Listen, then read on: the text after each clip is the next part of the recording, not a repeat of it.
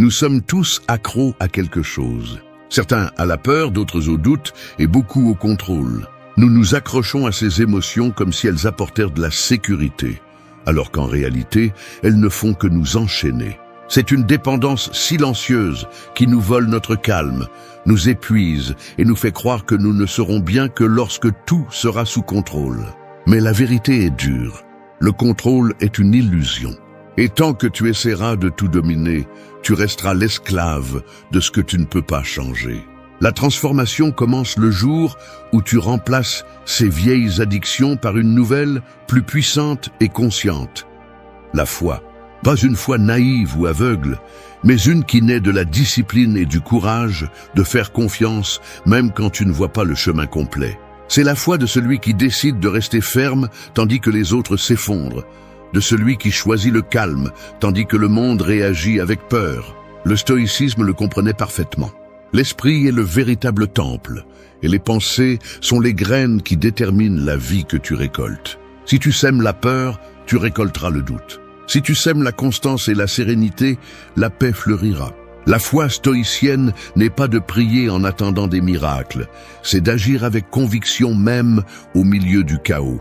C'est croire en l'ordre naturel des choses, même si la réalité semble le contredire. Cette vidéo n'est pas une simple réflexion. C'est une déclaration de guerre contre les émotions qui t'ont dominé. Un guide pour remplacer l'anxiété par la sérénité, le doute par la discipline et le contrôle par la confiance. Reste jusqu'à la fin, car ici, il ne s'agit pas de belles paroles, mais de véritables transformations. Tu vas comprendre pourquoi la foi est la seule addiction qui libère, la constance, la seule routine qui renforce, et la sérénité, la seule réponse qui démontre le véritable pouvoir. 1. Reprogrammez vos pensées. Votre esprit est comme un champ fertile. Semez la peur, et des épines pousseront. Semez la constance, et la sérénité fleurira. Chaque pensée que vous répétez est une graine, et avec le temps, ces graines deviennent votre réalité. C'est pourquoi vous ne pouvez plus continuer à nourrir les mêmes schémas mentaux qui vous maintiennent dans l'immobilisme. Vous ne pouvez pas espérer la paix si chaque jour vous vous répétez des histoires de doute, de culpabilité ou de défaite. La reprogrammation mentale n'est pas un acte mystique. C'est une décision consciente de nettoyer le terrain et de ne planter que ce que vous voulez voir grandir. Le problème est que beaucoup de gens sont accros à leurs émotions négatives. Ils ont du mal à lâcher prise de la peur parce qu'ils se sont habitués à vivre avec elle. Ils ont du mal à abandonner le doute parce qu'il est devenu une partie de leur identité. Le cerveau, lorsqu'une émotion est répétée de nombreuses fois, la transforme en habitude. C'est pourquoi il vous est si difficile de changer, non pas parce que vous ne le pouvez pas, mais parce que vous avez entraîné votre esprit à survivre dans le chaos. Mais le stoïcisme enseigne quelque chose de différent. L'esprit peut être rééduqué, et tout commence par la surveillance de ce que vous pensez. Chaque fois que vous ressentez de l'anxiété, du doute ou de la frustration, observez votre pensée sans vous identifier à elle. Demandez-vous, cette pensée me renforce-t-elle ou m'affaiblit-elle? Cette simple question peut mettre fin à des années d'autodestruction émotionnelle. La plupart des gens ne réalisent pas que leurs pensées ne sont pas des vérités, ce sont des choix répétés. Et vous pouvez choisir à nouveau. Vous pouvez décider de remplacer la peur par la foi, la plainte par l'action et le doute par la constance. C'est là la véritable reprogrammation, remplacer l'automatique par le conscient. L'esprit discipliné ne se construit pas en un jour. Il nécessite de la répétition, de la patience et du courage. Il nécessite de remarquer chaque pensée négative et de répondre par une autre plus forte, plus rationnelle, plus sereine. Lorsque vous entraînez votre esprit de cette manière, il arrive un point où les anciennes émotions perdent leur pouvoir. Vous ne réagissez plus de la même manière. Vous ne vous laissez plus emporter par l'inquiétude, ni ne vous enfoncez dans la culpabilité. Vous apprenez à observer avec clarté, à décider avec calme et à rester ferme au milieu du bruit. Chaque pensée compte. Chaque phrase que vous répétez façonne la façon dont vous affrontez la vie. Alors arrêtez de répéter que vous ne pouvez pas. Arrêtez de penser que vous devez tout contrôler. Arrêtez de revivre les erreurs passées. Commencez à vous dire que vous pouvez, que vous apprenez, que vous vous transformez. Le langage que vous utilisez avec vous-même détermine la limite de votre croissance. Reprogrammez votre esprit. C'est cesser d'être l'esclave de vos pensées et devenir leur architecte.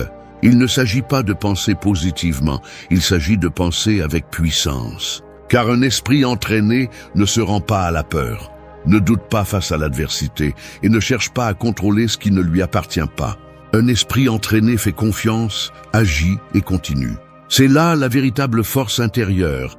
Maîtrisez la direction de vos pensées pour que le chaos cesse de vous gouverner et que vous soyez celui qui gouverne votre destin. 2. Pratique la constance quotidienne. La plupart des gens veulent des résultats immédiats, mais personne ne veut faire le voyage.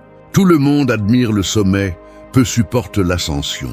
La constance n'a pas de glamour, elle ne brille pas, elle ne donne pas de récompense rapide. Elle est silencieuse, inconfortable et souvent solitaire. Mais elle est aussi l'outil le plus puissant qui existe pour transformer l'esprit et la vie. Parce que pendant que d'autres attendent la motivation, le constant bouge, même quand il n'en a pas envie. Pense au feu. Il ne s'allume pas avec une étincelle isolée, mais avec du combustible quotidien. C'est ainsi que fonctionne la constance. Peu importe si le pas est petit, l'important est qu'il se répète. Les stoïciens le savaient bien. Le caractère se forme dans la répétition, non pas dans l'émotion d'un moment, mais dans la discipline de chaque jour. Pratiquer la constance, c'est décider d'agir même quand l'esprit crie pour que tu t'arrêtes. C'est choisir de continuer quand le progrès n'est pas visible, parce que tu comprends que la véritable transformation ne se mesure pas en vitesse, mais en direction. Le problème, c'est que beaucoup attendent de se sentir prêts pour commencer. Mais la constance ne naît pas du sentiment, elle naît de la décision. Chaque matin, tu as l'opportunité de renforcer ta volonté ou de te rendre à la paresse. Et chaque choix, aussi minime soit-il, te façonne. Les personnes les plus fortes ne sont pas celles qui ne tombent jamais, ce sont celles qui, malgré leur chute, reviennent sur le chemin sans drame. Elles tombent, se relèvent et continuent. C'est l'essence de la constance, la résistance silencieuse. Le corps s'entraîne avec des répétitions, et l'esprit aussi. Si chaque jour tu choisis la discipline sur l'excuse, la foi sur le doute, l'action sur la peur, inévitablement ta vie change. Non pas parce que quelque chose de magique se produit, mais parce que tu deviens quelqu'un capable de soutenir ce qu'il désire. La plupart abandonnent juste avant de voir les résultats parce qu'ils confondent l'inconfort avec l'échec. Mais la croissance fait mal. L'évolution fatigue, et seul celui qui accepte cette douleur avance. La constance enseigne aussi l'humilité. Elle te rappelle que rien de grand ne se construit sans patience, que même les jours gris comptent, que les résultats ne se forcent pas, ils se méritent. Et quand tu comprends cela, tu arrêtes de courir et tu commences à persévérer. Tu arrêtes de chercher la motivation externe et tu commences à créer l'élan interne. Parce que le pouvoir de la constance est qu'il ne dépend pas de l'environnement, il dépend de toi. Tu n'as pas besoin d'avoir tout clair pour être constant. Tu as juste besoin de l'engagement de ne pas t'arrêter. Chaque jour où tu accomplis ce que tu as dit que tu ferais, tu renforces ton esprit et reprogrammes ton identité. Tu te prouves que tu es quelqu'un de fiable et cette confiance intérieure devient foi. La foi ne se prêche pas, elle se pratique à travers la constance. Quand tu seras capable de rester ferme dans tes habitudes, même si personne ne te voit. Quand tu agiras avec discipline, même en silence, quand tu avanceras sans avoir besoin d'approbation, tu auras compris la véritable signification du pouvoir personnel. La constance n'est pas seulement une routine, c'est une forme de respect envers toi-même. Et celui qui se respecte ne s'arrête pas, parce qu'il sait que tout ce qui vaut la peine nécessite du temps, de l'effort et du caractère. Et même si le monde bouge rapidement, tu continueras à avancer avec un but, sachant que la victoire la plus importante n'est pas d'arriver le premier, mais de ne jamais abandonner. 3. Choisis le calme plutôt que la réaction. Le chaos n'arrive pas toujours de l'extérieur, souvent il commence à l'intérieur. C'est cette étincelle interne qui s'allume lorsque quelque chose ne se passe pas comme prévu, lorsque quelqu'un te contredit ou lorsque la peur te murmure que tu es en train de perdre le contrôle. Cette étincelle, si tu ne la maîtrises pas, se transforme en incendie. Et la plupart des gens passent leur temps à éteindre des feux qu'ils ont eux-mêmes provoqués parce qu'ils n'ont pas choisi le calme plutôt que la réaction. L'esprit réagit par impulsion, mais l'âme répond avec conscience. La différence entre les deux est le temps que tu prends pour respirer avant d'agir. Les stoïciens le savaient bien. Celui qui maîtrise sa réaction maîtrise son destin. Réagir, c'est céder le contrôle. Répondre, c'est le reprendre. Chaque fois que tu choisis le calme, tu décides de ne pas être l'esclave de tes émotions, tu décides de rester centré quand tout autour cherche à te déstabiliser. Le monde moderne récompense la rapidité, la réponse immédiate, la défense automatique. Mais la sagesse est de s'arrêter une seconde avant de parler, avant de juger, avant de prendre des décisions impulsives. Cette seconde est du pouvoir. Cette seconde sépare celui qui détruit ce qu'il aime de celui qui construit ce qu'il désire. Quand tu choisis le calme, tu n'es pas faible, tu es stratégique. Le calme n'est pas passivité, c'est maîtrise. Tu ne peux pas contrôler ce que font les autres, mais tu peux contrôler ta réponse à cela. Chaque provocation, chaque obstacle et chaque injustice est un test qui mesure ta force intérieure. La personne qui crie montre sa fragilité. Celle qui garde une voix ferme montre son pouvoir. Tu n'as pas besoin de gagner des discussions. Tu as besoin de garder ton énergie. Il ne s'agit pas de fuir le conflit, mais de ne pas laisser le conflit te consumer. Choisir le calme ne signifie pas ne pas ressentir. Cela signifie ne pas laisser tes sentiments te gouverner. Cela signifie observer l'émotion et décider quoi en faire. La colère peut servir à agir avec détermination. La peur peut servir à mieux te préparer. La tristesse peut t'aider à comprendre. Mais si tu réagis à partir de l'émotion pure, tu finis par être emporté par elle. Le calme te permet de transformer l'impulsion en intention. La prochaine fois que quelque chose te perturbe, fais l'expérience. Ne réponds pas tout de suite. Respire, observe, comprends. La réaction naît de l'ego, le calme du caractère. L'esprit entraîné n'a pas besoin de se défendre, car il comprend que rien d'extérieur ne peut lui nuire sans son consentement. C'est ce que les stoïciens enseignaient. Personne ne te blesse sans ton permission. Personne ne te vole la paix si tu ne la lui donnes pas. Maîtriser le calme est un art qui se pratique tous les jours, dans le trafic, dans une discussion, au travail, dans la vie. Et chaque fois que tu réussis à rester silencieux, quand avant tu aurais explosé, tu gagnes du terrain sur toi-même. C'est la vraie victoire, pas celle de l'extérieur, mais celle de l'intérieur. Car celui qui peut maintenir le calme au milieu du chaos a déjà gagné. La réaction détruit, le calme transforme. Et la transformation réelle commence toujours lorsque tu apprends à ne pas répondre à partir de la blessure, mais à partir de la conscience. 4. Trouve le pouvoir dans le silence. Le silence n'est pas toujours une absence de son. Parfois, c'est la présence la plus forte qui existe. Dans un monde qui crie, celui qui apprend à se taire devient une menace. Parce que le silence dérange, désarme et révèle. Tu n'as pas besoin de répondre à chaque mot, de justifier chaque action ou de prouver constamment que tu as raison. Le véritable pouvoir n'est pas dans le fait de parler plus, mais dans le fait de savoir quand ne pas le faire. Le bruit extérieur essaie de te contrôler. Les nouvelles, les opinions, les critiques, tout cherche une réaction immédiate. Mais quand tu restes silencieux, tu prends le contrôle du rythme. Le silence n'est pas une reddition, c'est une domination. C'est l'espace où les émotions se calment et les idées mûrissent. C'est là que tu entends ce qui compte vraiment, où tu peux entendre la voix que le bruit du monde essaie d'éteindre, la tienne. Les stoïciens comprenaient la valeur du silence comme une discipline. Marc Aurèle écrivait pour lui-même, pas pour être lu. Il n'avait pas besoin de l'approbation de personne, il avait besoin de clarté. Et cela ne s'obtient que dans le calme. Dans le silence, tu apprends à observer tes pensées, à distinguer ce que tu ressens et ce que tu es. Tu découvres que toutes tes pensées ne méritent pas ton énergie, ni que chaque émotion nécessite une réponse immédiate. Celui qui ne tolère pas le silence ne tolère pas son propre esprit. C'est pourquoi beaucoup vivent entourés de distractions, parce qu'ils craignent de faire face à ce que le silence révèle. Mais c'est seulement là que tu peux voir tes modèles, tes peurs, tes véritables intentions. Le silence ne te ment pas. Si tu lui résistes, il te tourmente.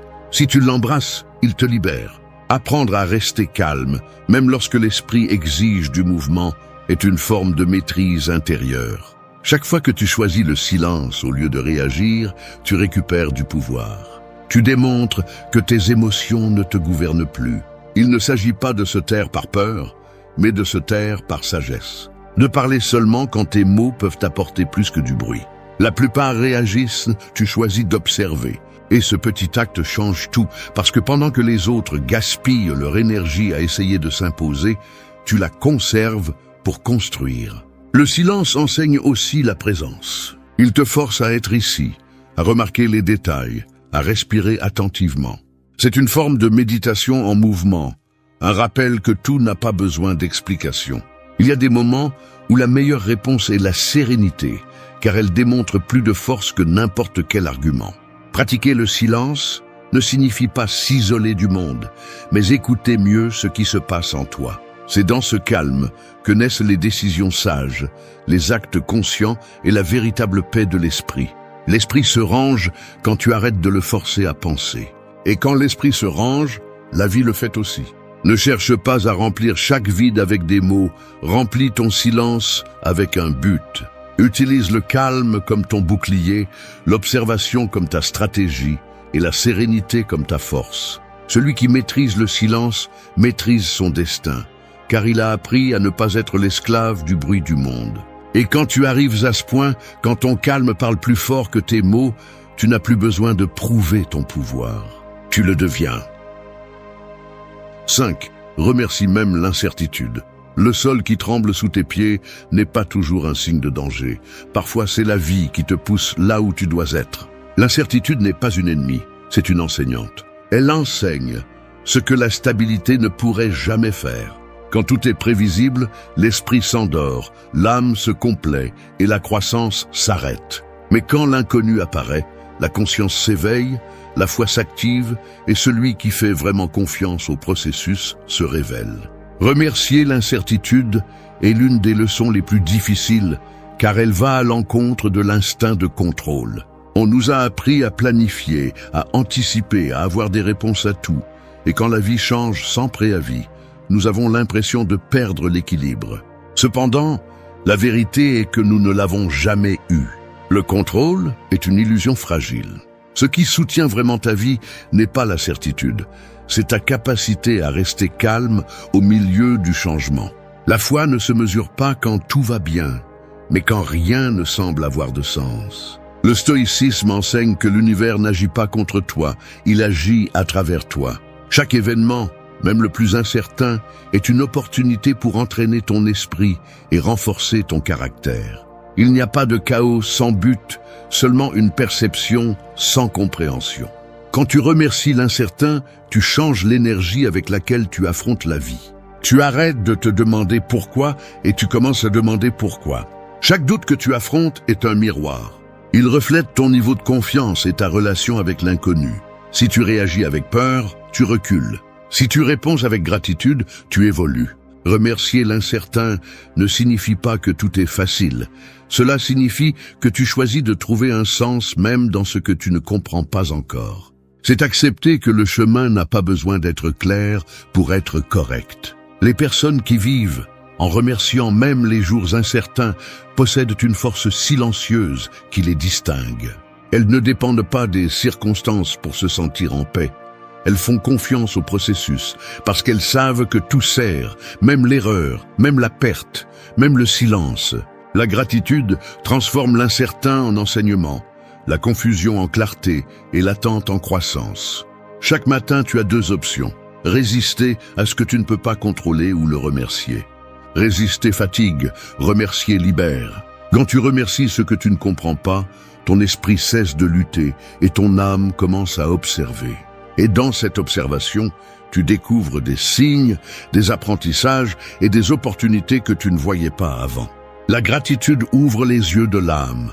Remercier l'incertitude signifie aussi avoir le courage de te faire confiance, même lorsque le chemin s'assombrit.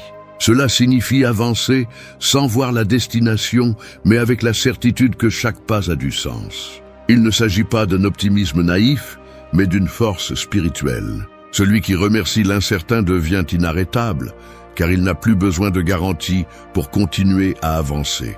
Le pouvoir de la gratitude est qu'elle transforme n'importe quel scénario en terrain fertile. Peu importe si l'avenir est incertain ou si les choses ne se passent pas comme prévu, l'important est la façon dont tu choisis de l'interpréter. Chaque expérience est un message déguisé, et la gratitude est le langage qui permet de le comprendre. Quand tu apprends à dire merci, même au milieu du chaos, tu deviens quelqu'un qui ne se brise pas, mais qui se raffine. Et c'est là la véritable foi, celle qui se maintient quand il n'y a pas de certitude, mais un but. 6. Lâche prise et fais confiance. La vie ne s'arrête pas parce que tu veux la comprendre, ni ne s'accélère parce que tu es pressé. Essayer de tout contrôler est comme serrer du sable entre les doigts. Plus tu forces, plus il s'échappe. Contrôler est un acte de peur déguisé en responsabilité. Une façon de croire que tu peux dominer ce qui ne t'a jamais appartenu. Mais quand tu décides de lâcher prise, quand tu choisis de faire confiance, quelque chose change en toi. Ce qui était auparavant de l'anxiété devient calme, et ce qui était auparavant de la lutte se transforme en acceptation. L'esprit humain cherche la sécurité parce qu'il craint le vide. Il veut des certitudes, il veut savoir ce qui va se passer, il veut avoir raison. Cependant, l'existence ne fonctionne pas selon ses règles. L'ordre de l'univers est plus sage que tes plans. Les stoïciens l'ont compris. Tu ne peux contrôler que tes pensées, tes actions et ton attitude. Tout le reste est hors de ta portée. Insister pour dominer l'extérieur est une bataille perdue. Mais maîtriser ta réponse est un acte de pouvoir. Faire confiance ne signifie pas se rendre, cela signifie s'aligner avec la réalité. Cela signifie accepter que les choses se passent comme elles doivent, et que même ce qui semble être le chaos peut avoir un but caché. Celui qui fait confiance n'est pas passif, il est conscient. Il agit, mais sans anxiété. Il avance, mais sans attachement au résultat. C'est la différence entre le contrôle et la maîtrise. Le contrôleur vit épuisé, celui qui fait confiance vit en paix. Lâche prise de la nécessité d'avoir toutes les réponses. Tu n'en as pas besoin pour avancer, tu as juste besoin de foi. Pas la foi aveugle qui attend, mais la foi consciente qui agit avec sérénité. Chaque fois que tu choisis de faire confiance plutôt que de contrôler, tu fais preuve de maturité. Tu montres que tu ne cherches plus à imposer ton rythme à la vie, mais à apprendre à danser avec elle. La peur de lâcher prise vient de l'ego. Il veut être l'auteur de tout, alors qu'en réalité, il n'est qu'un passager. Quand tu lâches prise, tu ne perds pas le pouvoir, tu le récupères. Parce que pour la première fois, tu arrêtes de lutter contre l'inévitable et tu commences à couler avec ce qui est. Cela ne te rend pas faible, cela te rend sage. Lâcher prise ne signifie pas te désintéresser, cela signifie libérer l'obsession. Cela signifie permettre à la vie de suivre son cours sans l'interférence constante de ton anxiété. Quand tu fais confiance, le présent cesse d'être une menace et devient un guide. Tu apprends à voir les signes, à écouter ton intuition et à avancer avec clarté. La véritable force n'est pas dans le contrôle, mais dans la foi quand tu ne l'as pas. Quand tu lâches prise, la vie te montre ce qui compte vraiment. Ce qui est à toi reste, ce qui ne l'est pas s'en va. Et dans ce processus, tu découvres l'essence de l'équilibre. Faire confiance à l'ordre naturel des choses sans avoir besoin de tout comprendre. Parce que parfois, perdre le contrôle est la seule façon de te retrouver. 7. Transforme la difficulté en force. L'acier le plus résistant naît du feu le plus intense. Sans chaleur, il n'y a pas de forme, sans pression, il n'y a pas de caractère. La vie fonctionne de la même manière. Ce qui vous pèse maintenant, ce qui vous fait mal et vous épuise, peut devenir le matériau avec lequel vous forgez votre force intérieure. La différence réside dans la façon dont vous choisissez de voir le défi, comme une punition ou comme une opportunité de transformation. La souffrance n'est pas ce qui détruit, c'est la résistance à l'accepter. La plupart des gens veulent grandir sans inconfort, mais c'est impossible. La croissance fait mal, parce qu'elle vous oblige à lâcher des versions de vous qui ne correspondent plus. Chaque difficulté est un entraînement invisible qui vous prépare pour la prochaine étape. Lorsque vous apprenez à voir l'adversité comme un enseignant, vous cessez de la craindre. Vous commencez à l'observer avec respect, parce que vous savez qu'il y a toujours une leçon derrière la douleur qui ne pourrait pas arriver autrement. Les stoïciens le répétaient clairement, vous ne pouvez pas contrôler ce qui se passe, mais vous pouvez décider de la signification que vous lui donnez. Un même événement peut briser ou renforcer selon l'interprétation que vous choisissez. Celui qui se victimise face à la difficulté reste coincé dans la douleur. Celui qui l'utilise comme outil devient plus sage, plus fort et plus serein. Le pouvoir n'est pas d'éviter les coups, mais d'apprendre à les recevoir avec dignité et de continuer à marcher. La difficulté révèle votre tempérament. Elle montre si vos convictions sont vraies ou si elles étaient seulement confortables tant que tout allait bien. Il est facile d'avoir foi quand la vie sourit, mais la vraie foi se mesure quand tout s'effondre. Dans ces moments, on voit qui a vraiment confiance en lui et qui ne croyait que tant qu'il n'y avait pas de risque. Chaque défi vous déshabille devant vous-même, vous oblige à confronter vos limites et à découvrir que vous êtes plus résistant que vous ne le pensiez. Transformer la douleur en force n'est pas nier ce que vous ressentez, c'est l'utiliser comme carburant. La douleur vous enseigne ce que le confort ne peut pas. Elle vous enseigne la patience, la concentration, l'humilité. Elle vous rappelle que le contrôle absolu n'existe pas, mais que la résilience, oui. Et la résilience se construit chaque fois que vous choisissez de continuer, même lorsque vous ne voyez pas de résultats immédiats. C'est cette décision silencieuse de vous relever une fois de plus qui définit votre caractère. Ne vous plaignez pas du poids que vous portez, renforcez vos épaules. Ne maudissez pas l'obstacle, apprenez de lui. Tout ce qui semble aujourd'hui une difficulté peut devenir votre plus grand avantage si vous y faites face avec conscience. Les personnes les plus fortes ne le sont pas parce qu'elles ne souffrent pas, mais parce qu'elles ont appris à transformer la souffrance en élan. Chaque défi contient une leçon, et cette leçon est la clé de votre prochaine version. Si vous laissez la difficulté vous briser, elle vous stagne. Si vous l'utilisez, elle vous élève. C'est pourquoi il ne s'agit pas de fuir la douleur, mais d'apprendre à la supporter sans vous perdre. Cet équilibre est celui qui crée une véritable force intérieure. Lorsque vous comprendrez que la difficulté n'est pas un ennemi, mais un guide, vous cesserez de craindre les jours gris. Vous apprendrez à les utiliser pour grandir. Parce que chaque épreuve, chaque perte et chaque chute font partie du même but, devenir quelqu'un capable de maintenir sa propre paix, même au milieu du chaos. C'est la vraie force, celle qui n'a pas besoin de démontrer parce qu'elle a déjà été forgée en silence, dans l'obscurité et dans la persévérance. Oui, déclare ta foi chaque jour. Chaque aube est un serment silencieux, un pacte entre toi et la vie, non pas avec des mots, mais avec des actes. C'est l'instant où tu décides si tu vas retomber dans le doute ou si tu vas maintenir la foi, même si tout semble incertain. Ce n'est pas un hasard si l'esprit se remplit de bruit au réveil. La peur essaie toujours d'être la première à parler. Mais celui qui commence la journée avec foi commence avec une direction.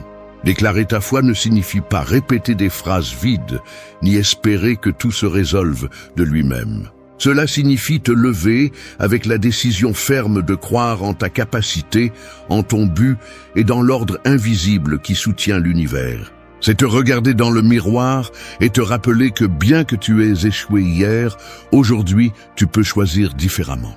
La foi n'est pas une pensée, c'est un muscle qui se renforce avec la pratique quotidienne.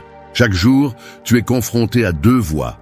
Celle de la peur qui te dit que tu ne peux pas, et celle de la foi qui te murmure de continuer. La plupart des gens écoutent la peur parce qu'elle crie plus fort. Mais le pouvoir réside dans le fait de t'entraîner à écouter la voix sereine, celle qui ne promet pas de facilité, mais un but. Déclarer ta foi, c'est décider consciemment quelle voie tu vas obéir. Le stoïcisme ne parlait pas de foi religieuse, mais de confiance rationnelle dans l'ordre naturel des choses. Savoir que ce qui se passe a un sens, même si tu ne peux pas encore le voir. Lorsque tu pratiques cette confiance, tu arrêtes de forcer la vie. Tu arrêtes de résister à ce qui se passe et tu commences à collaborer avec elle. Cette attitude change tout parce que la vraie foi ne cherche pas à contrôler, elle cherche à comprendre. Chaque action, chaque pensée, chaque mot est une déclaration de foi ou de peur.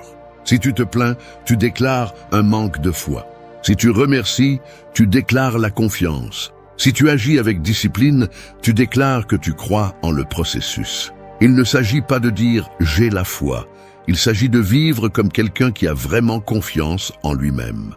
La foi se renouvelle avec les habitudes. Lorsque tu te lèves tôt même si tu n'en as pas envie, lorsque tu tiens ta parole même si personne ne te regarde, lorsque tu continues à avancer sans voir de résultat, tu déclares ta foi par des actes. Cette constance silencieuse est la prière la plus puissante qui existe. Dieu n'a pas besoin de demander. Il te suffit de rester aligné avec la certitude que chaque pas te rapproche de ce que tu cherches. Il y aura des jours où la foi vacillera, où le doute semblera plus réel que l'espoir. Mais c'est précisément là que ton caractère est mis à l'épreuve. La foi n'est pas l'absence de doute, c'est avancer malgré lui. C'est maintenir le regard au milieu du chaos et te dire « cela aussi passera et je sortirai plus fort ». Déclarer ta foi chaque jour n'est pas un acte religieux, c'est un acte de discipline mentale.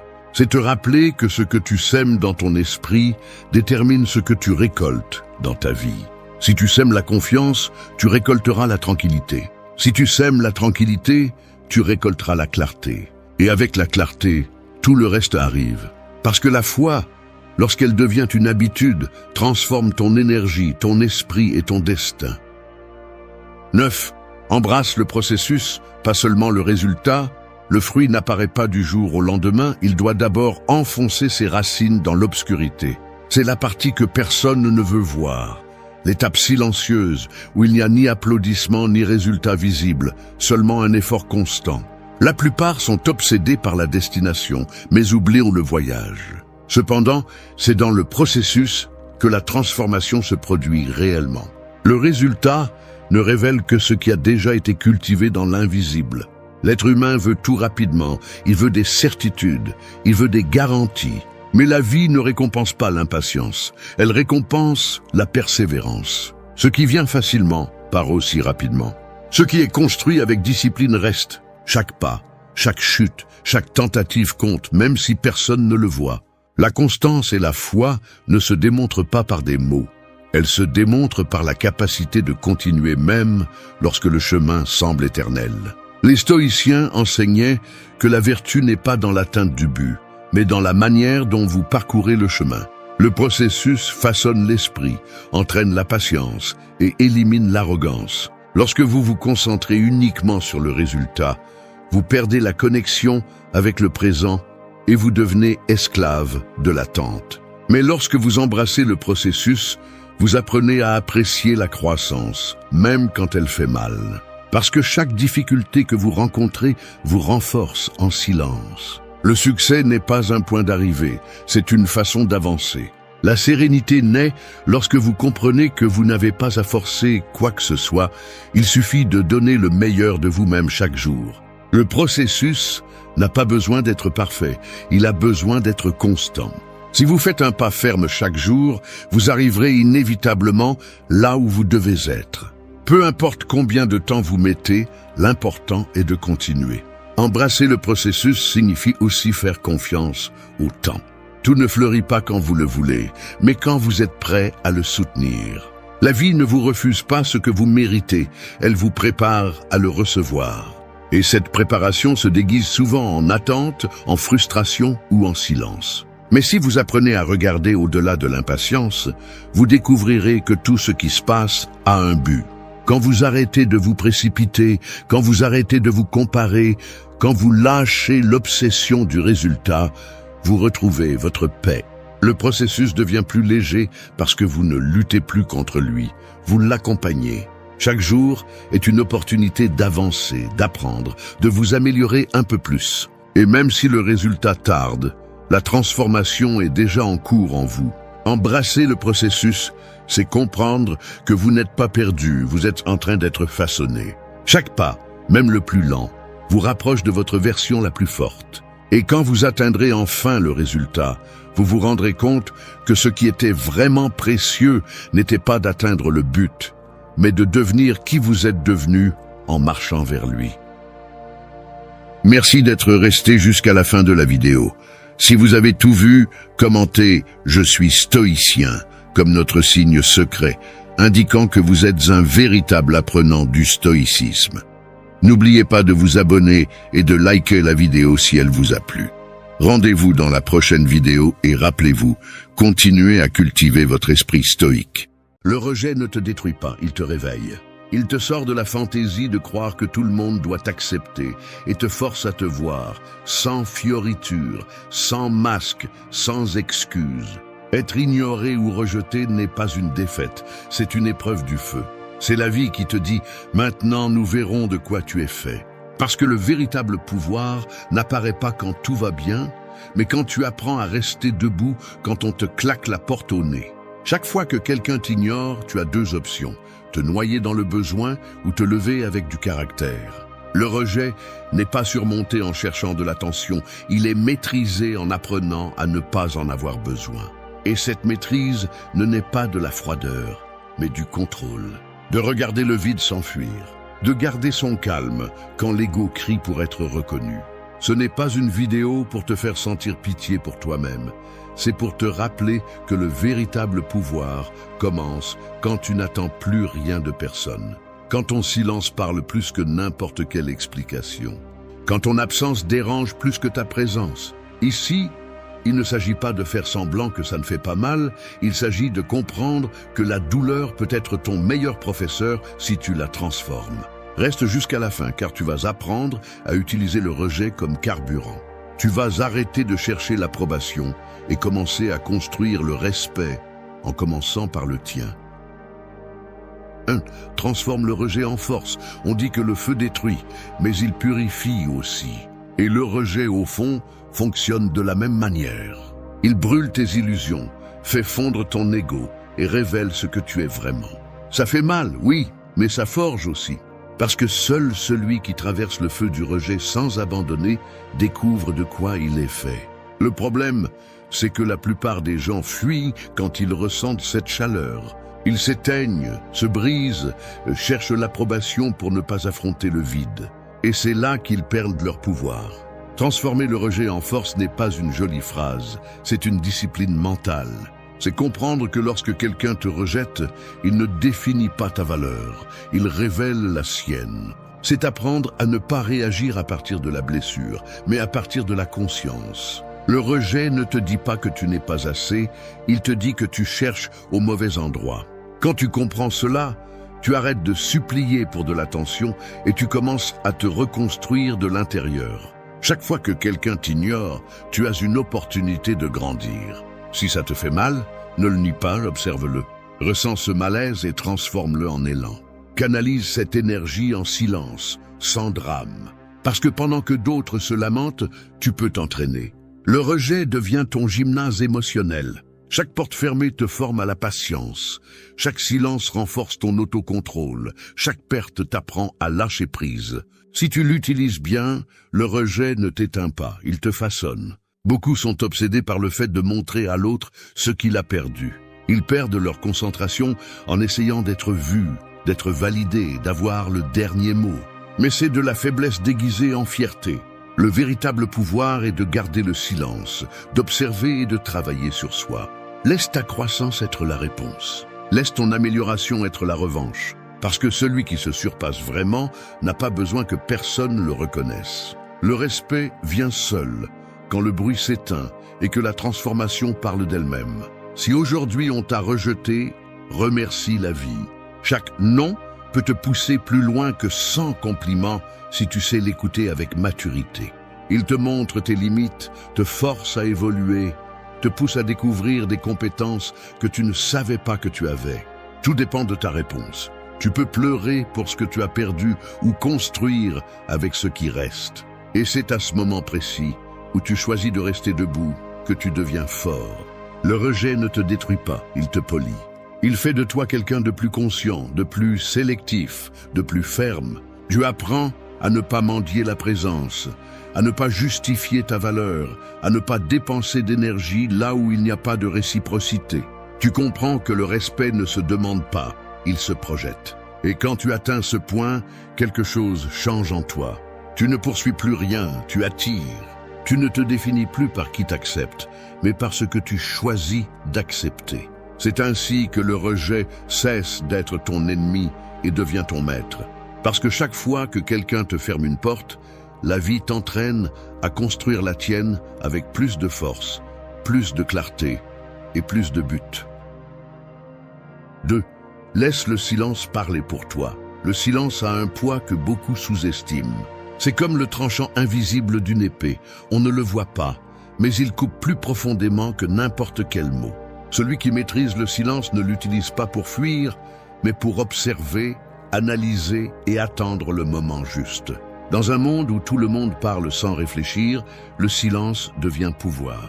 Parce que pendant que les autres s'épuisent à essayer d'expliquer leur valeur, tu apprends à la démontrer sans dire un seul mot. Laisser le silence parler pour toi n'est pas passivité, c'est stratégie. Cela signifie comprendre que toute provocation ne mérite pas de réponse et que toute explication ne vaut pas l'énergie. Le besoin de te justifier vient de l'ego, pas de la sagesse. Quand quelqu'un te rejette ou t'ignore, parler trop ne fait que t'affaiblir. Celui qui apprend à garder le silence après le rejet démontre une maîtrise émotionnelle. Non pas parce qu'il manque de mots, mais parce qu'il a compris que le bruit ne change rien.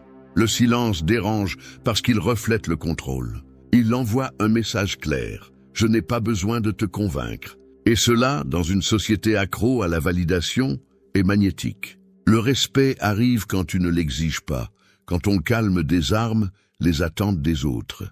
Le silence n'est pas vide, c'est concentration. Il te donne le temps d'observer qui tu es sans la distorsion du bruit. Quand tu ne réagis pas, tu découvres des schémas.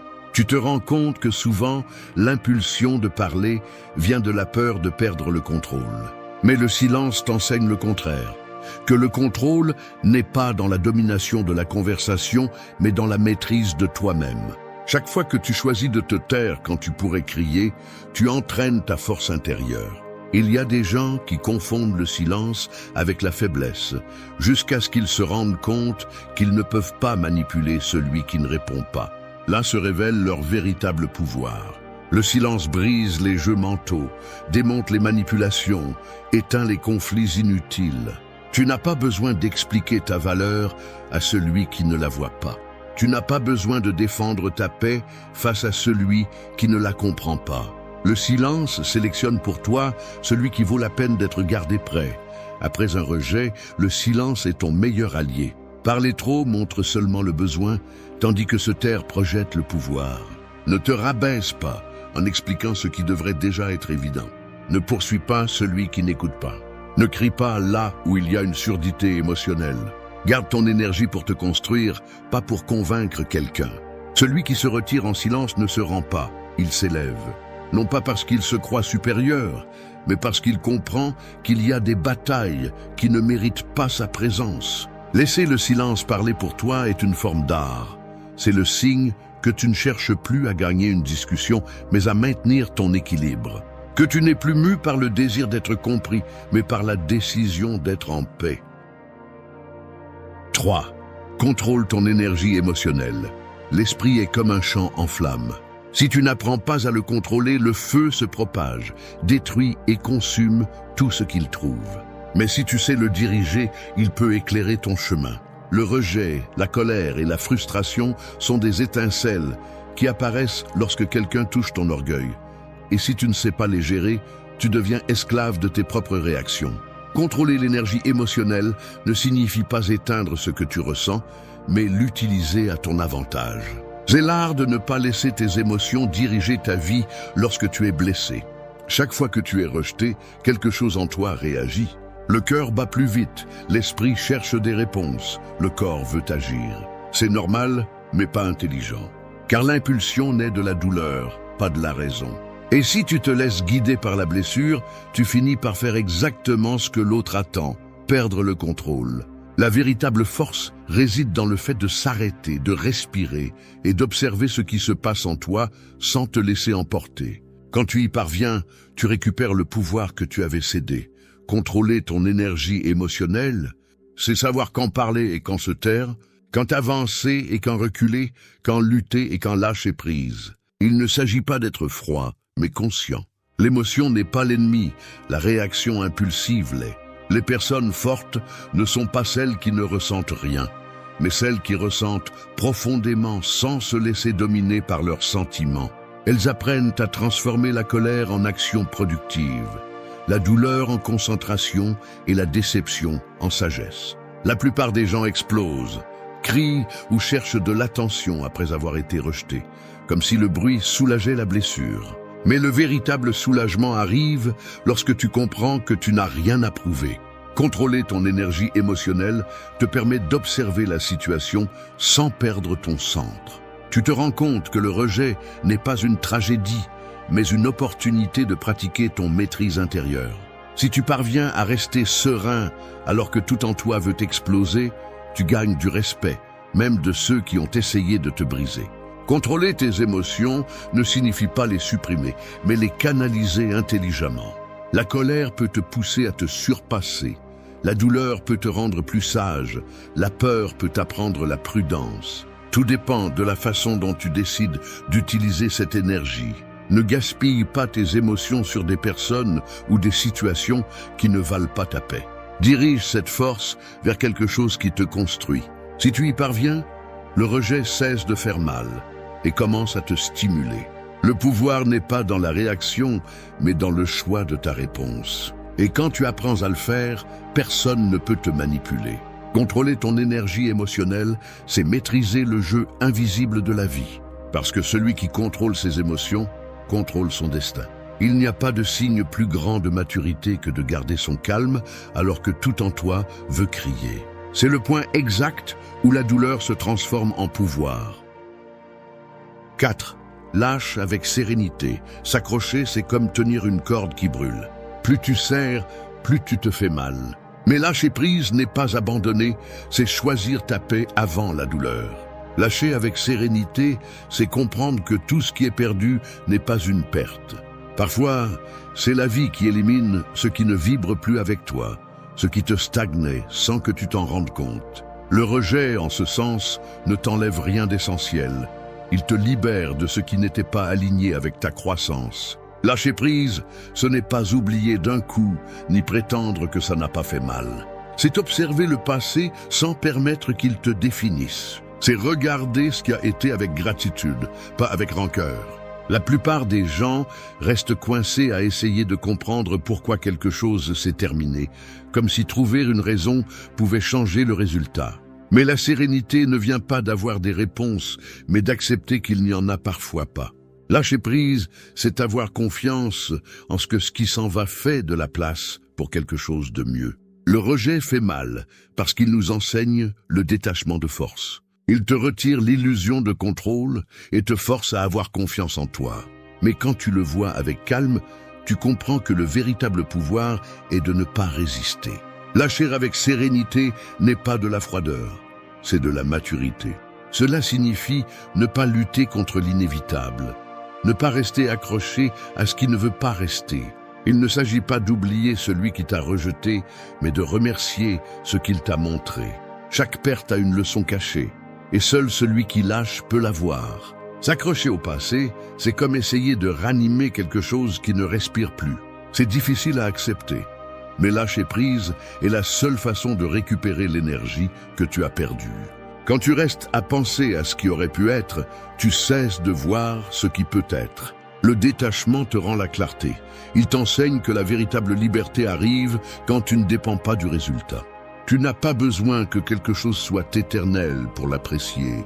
Ce qui avait du sens à un moment donné a rempli son but. Lâcher prise est aussi une forme de respect envers toi-même. C'est te dire « je ne vais plus soutenir ce qui me draine ». C'est permettre à la vie de suivre son cours, sans essayer de contrôler chaque fin. Parce que les fins ne sont pas toujours des punitions, souvent elles sont des débuts déguisés. Quand tu choisis de lâcher prise sans rancœur, le cœur cesse de peser. Tu commences à voir avec légèreté ce qui te semblait injuste avant. Tu comprends que rien n'est perdu, tout se transforme. La sérénité ne se réalise pas du jour au lendemain, elle s'entraîne. Elle se construit chaque fois que tu décides de ne pas répondre avec ressentiment, chaque fois que tu préfères lâcher prise plutôt qu'insister. Quand tu y arrives, tu découvres que rien d'externe n'a de pouvoir sur toi. Le rejet ne te blesse plus, il te redirige seulement. Lâcher prise avec sérénité n'est pas un acte de faiblesse, c'est une déclaration de force. C'est regarder le passé, sourire et dire « Merci de m'avoir appris ce que je n'ai plus besoin de soutenir ». 5. Préserve ton mystère. Les personnes qui attirent le plus ne sont pas celles qui racontent tout, mais celles qui savent garder le silence au bon moment. Le mystère a un pouvoir qui n'a pas besoin d'explication. C'est comme une flamme derrière une porte entrouverte. On ne la voit pas complètement, mais on la ressent. Celui qui préserve son mystère projette quelque chose qui ne peut pas être imité, un mélange de calme, de confiance et de profondeur. Dans un monde où tout le monde cherche de l'attention, être réservé devient une forme d'élégance et de maîtrise personnelle. Préserver ton mystère ne signifie pas être distant ou inaccessible, mais sélectif. Tout le monde ne mérite pas d'avoir accès à tes pensées, émotions ou plans. Montrer trop te rend faible parce que tu donnes ton énergie à ceux qui ne savent pas l'apprécier. Le mystère protège ton essence et garde ton pouvoir entre tes mains. C'est la différence entre celui qui vit en cherchant à être compris et celui qui se concentre uniquement sur la compréhension de lui-même. Lorsque tu apprends à garder le silence sur ta vie, tes mouvements commencent à parler plus fort que tes mots. Le rejet naît souvent de la surexposition. Plus tu donnes, plus il est facile de te sous-estimer. Mais lorsque tu apprends à te réserver, à ne pas expliquer chaque pas, tu suscites le respect. Les gens sont curieux de ce qu'ils ne comprennent pas et finissent par valoriser ce qu'ils ne peuvent pas déchiffrer. Ton mystère est un rappel que tout ne doit pas être révélé, qu'il y a du pouvoir dans la discrétion. L'intrigue n'est pas de la manipulation, c'est de l'équilibre. C'est savoir que ton énergie n'est pas à la portée de tous. Le mystère a aussi à voir avec le contrôle émotionnel. Ne pas réagir à la provocation, ne pas expliquer pourquoi tu t'es éloigné, ne pas justifier ton silence. Lorsque tu y parviens, tu cesses d'être prévisible. Et celui qui ne peut pas être lu ne peut pas être contrôlé. La sérénité combinée avec le mystère crée une présence magnétique. Non pas parce que tu cherches à impressionner, mais parce que tu montres que tu sais rester centré même lorsque l'environnement cherche à te briser. Chaque fois que tu parles trop, tu laisses des parties de toi entre les mains des autres. Chaque fois que tu expliques ce qu'ils n'ont pas besoin de savoir, tu perds de la force. Apprends à bouger sans annoncer chaque pas. Laisse tes actions parler. Laisse ton progrès répondre aux questions que tu ne vas jamais répondre. Il ne s'agit pas de te cacher, mais de prendre soin de ce que tu construis. Ce qui est privé n'est pas secret, c'est sacré. Et lorsque tu traites ta vie avec respect, le monde commence à le faire aussi. Le mystère ne se feint pas, il se cultive. Il naît de la sécurité intérieure, de la tranquillité de ne pas avoir besoin d'approbation. Lorsque tu ne te soucies plus d'être vu, tu deviens impossible à ignorer. Ta présence prend du poids, ton silence devient éloquent et tes limites se respectent d'elles-mêmes. Préserver ton mystère, c'est te rappeler que tu n'as pas à tout montrer pour être puissant. Ce que tu gardes en réserve soutient ton magnétisme. Parce qu'au final, celui qui maîtrise l'art de taire ce que les autres crient aura toujours l'avantage. 6. Méprise avec intelligence. Le mépris intelligent ne naît pas de l'orgueil mais de la clarté.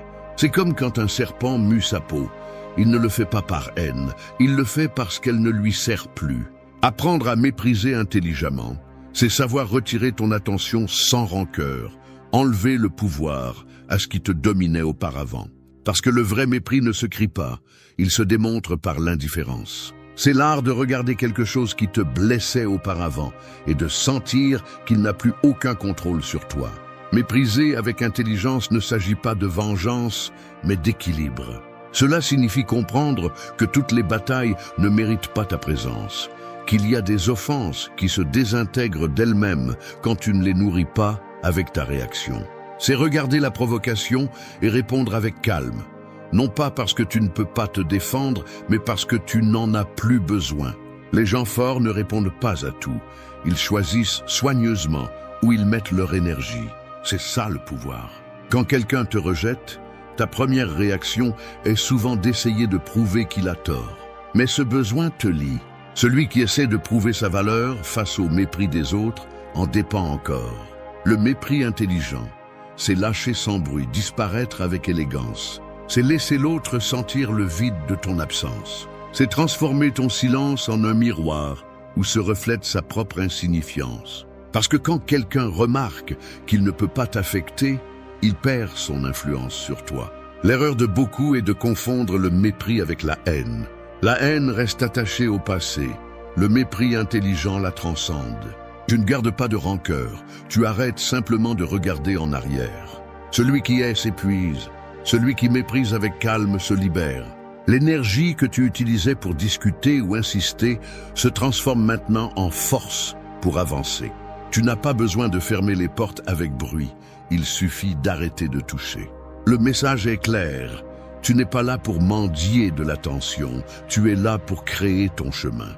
Le mépris intelligent s'applique aussi à tes pensées. Ne nourris pas les idées qui t'affaiblissent. Quand on te rejette, ton esprit a tendance à répéter des histoires qui te font te sentir petit. Méprise-les avec la même fermeté avec laquelle tu t'éloignes d'une personne qui ne te valorise pas. Ne discute pas avec tes insécurités, ignore-les. N'essaie pas de convaincre celui qui n'écoute pas, retire ta voix. Ne cherche pas à comprendre là où il n'y a que de l'ego. Le véritable pouvoir est de ne pas avoir besoin de fermer des cycles, mais de continuer à marcher. Le mépris intelligent est un acte d'amour-propre. Il ne punit pas, il pose des limites. Il ne blesse pas, il met de la distance. Il ne cherche pas la vengeance, il cherche la paix. C'est savoir que ton énergie vaut trop pour la gaspiller en explications inutiles. Quand tu apprends à le faire, ta présence devient plus forte. Le monde commence à remarquer que tu n'es pas disponible pour le drame, que ton attention ne se gagne pas avec du bruit. Et cela déconcerte, car dans un monde de réactions impulsives, le silence de celui qui ne cherche plus l'approbation devient le geste le plus puissant de tous. 7. Apprenez à ne pas avoir besoin. La dépendance émotionnelle est comme marcher avec une chaîne attachée à la cheville. Vous pouvez avancer, mais vous traînez toujours un poids qui vous freine. Apprendre à ne pas avoir besoin n'est pas devenir froid. C'est se libérer de cette chaîne invisible qui vous fait croire que sans quelqu'un ou quelque chose, vous n'êtes pas complet. Le besoin vous rend prévisible, faible et vulnérable au contrôle des autres. En revanche, l'indépendance émotionnelle vous redonne le pouvoir sur vous-même. Ne pas avoir besoin ne signifie pas vivre isolé, mais savoir que votre bien-être ne dépend pas de l'extérieur. C'est comprendre que personne ne vient vous sauver, que la paix ne se mendie pas et que l'amour le plus solide est celui que vous construisez envers vous-même. Lorsque vous atteignez cela, les relations cessent d'être un refuge et deviennent un choix. Vous n'êtes pas avec quelqu'un parce que vous en avez besoin, mais parce que vous le valorisez. Cette différence change tout. Les personnes qui n'apprennent pas à être seules finissent par se contenter de peu par peur du vide. Mais ce vide n'est pas un ennemi, c'est un espace sacré pour vous connaître. Être seul vous permet de vous écouter, de renforcer votre esprit et de guérir vos blessures sans dépendre du réconfort des autres. Plus vous vous sentez à l'aise avec vous-même, moins le rejet aura de pouvoir sur vous. Parce que vous ne cherchez plus chez les autres ce que vous pouvez vous donner. Le rejet fait mal quand il emporte avec lui votre sentiment de valeur. Mais si vous apprenez à ne pas avoir besoin d'approbation, la blessure cesse de saigner aussi rapidement. Celui qui n'a pas besoin ne poursuit pas. Celui qui ne poursuit pas ne s'abaisse pas. Celui qui ne s'abaisse pas inspire le respect. L'indépendance émotionnelle n'est pas de l'arrogance, c'est de la maîtrise intérieure. Vous devenez quelqu'un qui peut donner sans se perdre, aimer sans mendier et partir sans peur. Ne pas avoir besoin signifie aussi savoir lâcher les résultats, ne pas vous accrocher à ce qui ne dépend pas de vous. Les attentes sont des pièges déguisés en espoir. Plus vous attendez des autres, plus vous êtes déçus. Mais quand vous comprenez que la vie ne vous doit rien, vous commencez à bouger avec légèreté. Vous n'avez pas besoin que les choses soient parfaites, juste que vous soyez prêt à vous adapter à ce qui vient. Le véritable pouvoir naît lorsque vous découvrez que vous pouvez perdre et rester complet. Quand il n'y a pas de peur de l'abandon, aucune manipulation ne fonctionne. Personne ne peut vous faire sentir insuffisant si vous savez qui vous êtes. Cette sécurité ne s'achète pas. Elle se construit à travers la solitude, le silence et l'introspection. Apprendre à ne pas avoir besoin est un acte de maturité émotionnelle, une façon de dire « je vais bien avec moi-même » et tout le reste est un complément, pas une obligation. Quand vous atteignez ce point, tout change. Vous ne réagissez plus au rejet avec anxiété, mais avec sérénité. Vous n'essayez plus de convaincre personne, vous suivez simplement votre chemin. La liberté arrive quand vous pouvez rester seul et vous sentir en paix. Parce que celui qui apprend à ne pas avoir besoin ne perd rien en s'éloignant. Il récupère tout ce qu'il avait donné sans s'en rendre compte. Et c'est la forme la plus élevée d'indépendance. Vivre sans dépendre, aimer sans peur et avancer sans chaîne. 8. Que ton absence en dise plus. L'absence, lorsqu'elle est utilisée avec sagesse, a plus de force que n'importe quel discours. C'est comme l'ombre que laisse le feu après s'être éteint, on ressent encore sa chaleur, même s'il n'est plus là. Savoir se retirer en silence, sans explication ni drame, est un geste de pouvoir que peu de gens maîtrisent. Dans un monde où tout le monde essaie d'être vu, celui qui apprend à disparaître avec élégance devient inoubliable. Parce que l'absence ne génère pas seulement de la distance, elle suscite aussi la réflexion. Quand quelqu'un te rejette ou te sous-estime, ton absence peut devenir la leçon la plus claire que tu pourrais lui laisser. Rester pour discuter ou insister pour être compris ne fait que affaiblir ta position. En revanche, partir calmement crée un vide qui pèse plus que n'importe quel mot. Non pas parce que tu cherches à manipuler, mais parce que tu comprends que ton énergie ne se donne pas. L'absence enseigne ce que la présence ne peut plus. C'est le langage silencieux du respect de soi. L'absence a un pouvoir que beaucoup craignent car elle oblige l'autre à affronter sa propre perte. Et elle te confronte aussi à toi-même. Elle t'oblige à regarder à l'intérieur, à découvrir qui tu es sans le regard des autres. Tout le monde ne peut pas supporter cela.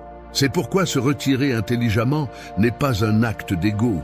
C'est un acte de conscience de soi. C'est reconnaître que rester présent là où tu n'es pas valorisé est une façon lente de disparaître de toi-même. Il ne s'agit pas de disparaître complètement, mais de le faire de manière consciente. Laisser des espaces, des limites, des pauses. L'absence bien utilisée crée du respect. Elle enseigne sans dire, corrige sans punir. Et pendant que l'autre essaie de comprendre pourquoi tu n'es plus là, tu te reconstruis en silence. Tu deviens plus fort, plus stable, plus clair. Parce que quand tu t'éloignes avec dignité, tu ne perds pas de pouvoir, tu le multiplies. L'absence révèle aussi la vérité. Si quelqu'un t'oublie vite, ce n'était pas ta place. Si quelqu'un revient, c'est parce que ta valeur est devenue évidente dans ton silence. Mais le plus important est que tu ne reviennes pas au même niveau que celui où tu es parti. L'absence ne sert à rien si tu reviens en étant le même. Elle doit te transformer, t'apprendre à rester ferme, à ne pas courir après ce qui t'a ignoré une fois. Le respect se gagne souvent plus avec la distance qu'avec l'insistance. L'absence rend tes limites visibles. Elle te montre comme quelqu'un qui n'a pas besoin d'attention pour se sentir complet. Celui qui maîtrise sa présence sait quand parler, mais celui qui maîtrise son absence sait quand partir. Et cette sagesse vaut plus que n'importe quelle explication. Quand ton absence en dit plus que tes mots, tu n'as plus besoin de prouver quoi que ce soit. Ton silence devient un message, ta distance une leçon. Et quand cela arrive, tu récupères ton pouvoir sans avoir à le revendiquer. Parce que parfois, le plus grand impact n'est pas dans ce que tu dis, mais dans l'écho que tu laisses quand tu décides de ne pas rester là où on ne t'écoute plus. 9. Transforme la douleur en pouvoir. La douleur est comme une tempête qui balaye tout ce qui n'était pas solide. Elle ne demande pas la permission, elle ne prévient pas, elle arrive simplement pour tester ce qui est réellement construit sur des fondations solides. Beaucoup essayent de lui échapper, de la cacher, de la nier, mais la douleur ne disparaît pas parce que tu l'ignores, elle se transforme quand tu lui fais face. Transformer la douleur en pouvoir n'est pas un acte de magie, c'est une décision. C'est regarder ce qui t'a blessé et te dire à toi-même « Cela ne me détruit pas, cela me forme ». Le rejet, la perte et la déception sont des formes de douleur que tout le monde affronte. La différence entre ceux qui se brisent et ceux qui se renforcent réside dans la façon dont ils l'interprètent. La douleur a le pouvoir de te paralyser ou de te propulser. de te faire couler ou de t'élever.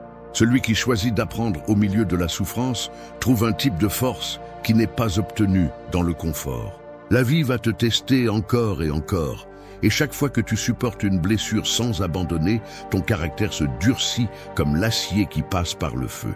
Transformer la douleur en pouvoir signifie utiliser la blessure comme point de départ. Tu ne te définis pas parce que tu as perdu, mais parce que tu as fait avec ce qui reste. La douleur te donne de la clarté, parce qu'elle brise les illusions et montre ce qui compte vraiment. Elle te force à te débarrasser du superficiel et à regarder en toi. Si tu l'écoutes attentivement, la douleur devient un maître brutal mais juste. Elle t'apprend que la force ne naît pas du plaisir, mais de la résistance. Beaucoup essaient de guérir rapidement parce qu'ils ne supportent pas l'inconfort. Mais la croissance ne se produit pas dans la précipitation. La douleur doit être ressentie pour pouvoir se transformer, non pas pour te complaire en elle, mais pour comprendre quelle partie de toi a besoin de changer. Le nier, c'est comme laisser une blessure ouverte sous un pansement propre. On ne guérit pas ce qu'on n'affronte pas. Quand tu oses ressentir, tu cesses d'être une victime et tu deviens un créateur. La douleur te purifie aussi.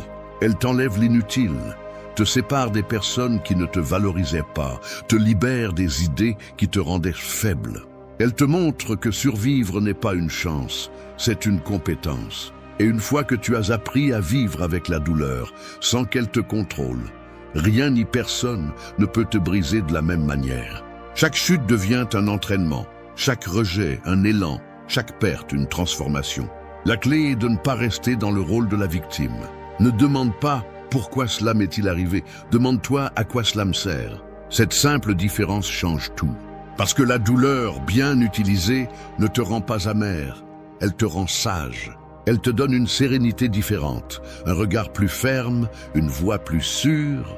Transformer la douleur en pouvoir est l'acte le plus courageux que peut avoir quelqu'un qui a décidé de ne pas abandonner. C'est regarder en arrière et comprendre que ce qui t'a brisé un jour a été exactement ce qui t'a appris à te reconstruire plus fort. 10. Maîtrise ton propre contrôle. Le contrôle ne se démontre pas par la force, mais par la sérénité. C'est comme tenir un verre rempli jusqu'au bord et marcher sans en renverser une goutte. N'importe qui peut sembler calme lorsque tout va bien, mais seul celui qui a appris à maîtriser son intérieur peut rester ferme lorsque tout autour de lui tremble. Maîtriser ton propre contrôle, c'est comprendre que la vie ne consiste pas à contrôler l'extérieur, mais à rester en équilibre, peu importe ce qui se passe. Les gens perdent le contrôle lorsqu'ils essaient de contrôler ce qui ne dépend pas d'eux. Ils se frustrent, se mettent en colère, discutent, cherchent des réponses là où il n'y en a pas.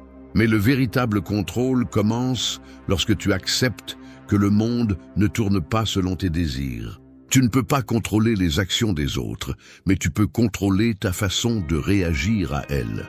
C'est la différence entre la faiblesse et la force. La première réagit, la seconde décide.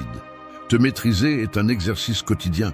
Cela signifie ne pas céder aux provocations, ne pas répondre à partir de la blessure, ne pas laisser tes émotions t'emporter.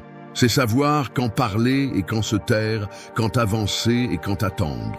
Il ne s'agit pas de te réprimer, mais de diriger ton énergie vers ce qui compte vraiment. Chaque fois que tu choisis le calme plutôt que la réaction, tu renforces ton caractère. Chaque fois que tu choisis d'observer avant d'agir, tu te rapproches de la sagesse. Celui qui maîtrise son contrôle ne se désespère pas face au rejet et ne se perturbe pas face au chaos. Il comprend que le monde peut bouger avec violence, mais que son centre reste intact. Cette stabilité inspire le respect. Tu n'as pas besoin de l'imposer, elle se ressent.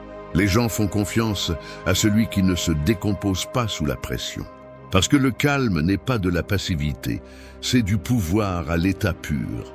Lorsque tu apprends à le maintenir, tu ne perds plus d'énergie à essayer de changer ce qui ne dépend pas de toi. Maîtriser ton contrôle implique aussi de ne pas te laisser emporter par le besoin d'avoir toujours raison. L'ego est l'ennemi silencieux de l'autocontrôle. Il te fait réagir impulsivement, parler trop, te justifier. Mais lorsque tu apprends à lâcher le désir de contrôler les opinions, tu retrouves ta liberté. Tu n'as pas besoin de convaincre, juste de maintenir ta cohérence. Les gens forts ne crient pas leur vérité, ils la vivent. Le contrôle est une forme d'art invisible. Il ne se remarque pas dans les gestes, mais dans les décisions que tu prends lorsque personne ne te voit. C'est ce qui t'empêche d'envoyer ce message impulsif, de répondre avec colère ou de te rabaisser pour attirer l'attention. C'est la voix intérieure qui te dit « ça n'en vaut pas la peine ». Lorsque tu l'écoutes, tu deviens maître de toi-même. Et celui qui s'appartient ne dépend de personne. Maîtriser ton propre contrôle est le dernier pas vers la liberté. C'est regarder le chaos sans perdre la direction, accepter le rejet sans perdre son calme et continuer à avancer sans avoir besoin d'approbation. C'est le sommet du pouvoir silencieux. Parce que lorsque rien à l'extérieur de toi ne peut te faire perdre ton centre, c'est alors que tu réalises vraiment que tu as gagné la bataille la plus importante, celle de te maîtriser toi-même. Merci d'être resté jusqu'à la fin de la vidéo. Si vous avez tout vu, commentez « Je suis stoïcien » comme notre signe secret, indiquant que vous êtes un véritable apprenant du stoïcisme. N'oubliez pas de vous abonner et de liker la vidéo si elle vous a plu.